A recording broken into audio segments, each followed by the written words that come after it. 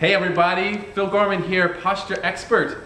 Today I'm here with Leo Mowry, who is everything yoga. She is the Yoga Authority. She is an incredible yoga teacher and a yoga therapist. She has a beautiful TV show on Rogers TV, A Brand New Day, and is also an incredible writer. Thanks for taking your time today to talk to me, Leo. Thank you so much for having me. I'm thrilled. Awesome. So, posture expert here, asking another posture expert today about yoga and the way yoga impacts our posture. Can you please speak about that and your experience? Yeah, absolutely. Yoga impacts our posture a lot. With yoga, you're getting elements of so many things, but including strengthening and improving flexibility, improving the way that we breathe, all of which have a profound effect on how we are on our planet. And I think really when you're talking about posture, you're talking about how we are in ourselves and how we relate to the planet on which we live. So huge effects. Excellent. Thank you so much. One more question for you, a quick question. Can you speak, because these days we have a lot of people who are having a lot of structural issues. They're sitting all day and it's really affecting their spine. They're showing up in my office with back pain, neck pain, etc. So can you speak about yoga and structural health and structural alignment?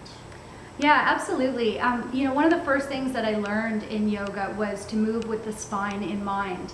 And I think that that's really key when you're talking about posture. So in terms of what yoga can do for your posture, just on a very high level, from a high level perspective, we're starting to mobilize the spine and move from the spine and extend out from the spine. And if you think about posture, really the spine has a lot to do with it. We have these neutral curves which should be maintained, and so often we're slumping out of the curves or we're exaggerating a curve, and that's not right. We should be able to just stand up with these neutral curves without exaggerating anything, and in that way we also get the best energy flow through the body, which is a very yogic concept and concept in many forms of healing. So it's really hard to kind of narrow down the answer to this question, but by mobilizing the spine, strengthening the muscles that run up and down the torso, you can think of them as the muscles that line the spine, are stabilizing muscles. It therefore allows the energy to move more effectively through that central energy channel of the spine, in plain English, maybe considering it just the central nervous system. So the impact is very dramatic, hugely helpful, as long as you're practicing safely and with proper alignment. And that is 100% the key. Yoga is not enough because not all yoga has the emphasis on proper alignment. Not all teachers are watching out for your alignment. So it's not enough to just go to a class and say, oh, I'm doing great for my posture. In theory, yes, but in reality, if you're not practicing safely or with right alignment or understanding where the range of motion of your different joints should stop, then you can do harm.